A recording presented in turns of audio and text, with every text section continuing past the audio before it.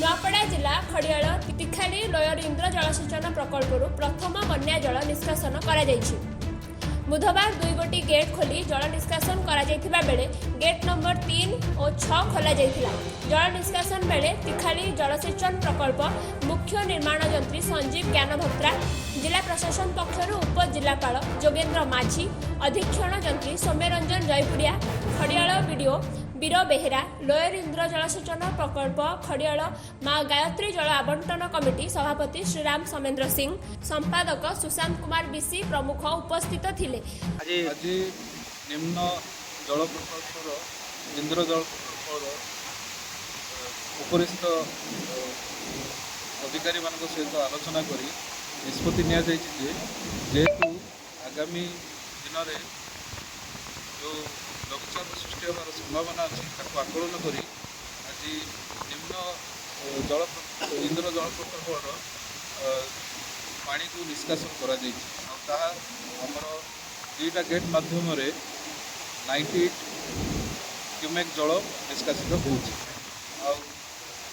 होद्वारा आगामी दिन में जदि किसी अधिक परिमाण वर्षा हुए असुविधार अन्य लघुचाप हेबा पूर्वानुमान थिबारु उच्चस्तरीय अधिकारी परामर्श क्रमे डैम जल निष्कासित हेउछि।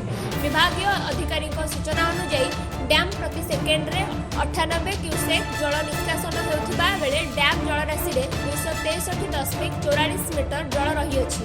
जलराशि रे 271.645 मिलियन क्यूसेक मीटर जल रहिअछि।